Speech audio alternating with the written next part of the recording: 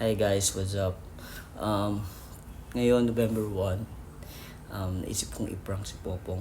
Pero naisip ko na yun, nandito na ako sa bahay.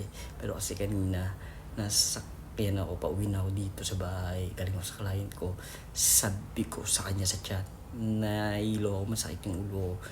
Pwede bang i-massage mo ako bago ako matulog? Sabi niya, okay. Mampakita ko yung chat namin dito. And then, yeah. Ngayon, pag-uwi ko, naisip kong i-prank siya. As you can see naman sa mata ko, parang kulang pa sa tulong. Legit talaga masakit ulo ko. Legit yun guys. Kanina, masakit ulo ko. Tapos ngayon, wala naman na. So yeah, naisip ko lang kung nakita niya akong emotional. Kasi nga dahil mugto yung mata ko. Tingnan natin kung anong magiging initial reaction niya.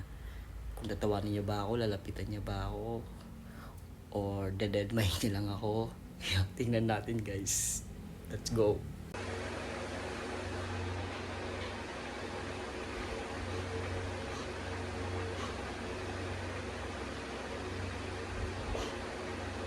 It's okay dito.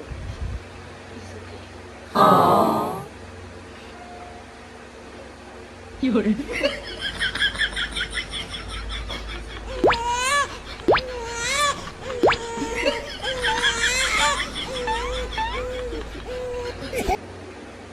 Aww.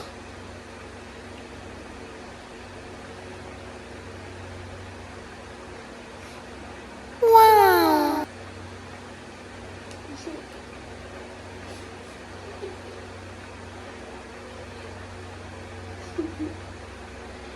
It's okay.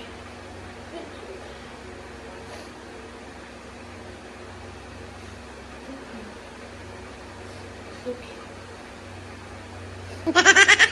It's really hard.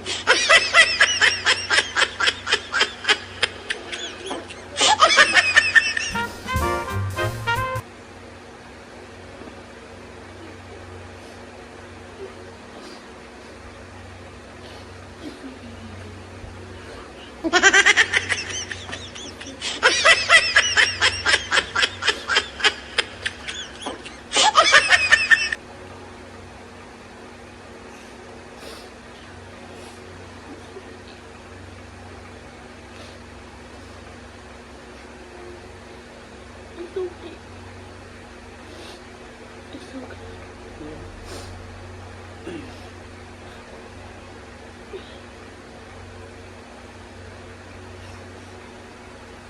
I miss my mom. I miss it.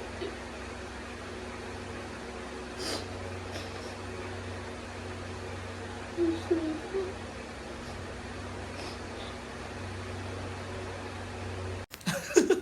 Oo, diba? Effective. Effective yung prank natin. Sorry po, Pong Biig. Ayan, at least nakita nyo yung reaction ni Biig. Tawang-tawa talaga ako sa video, guys.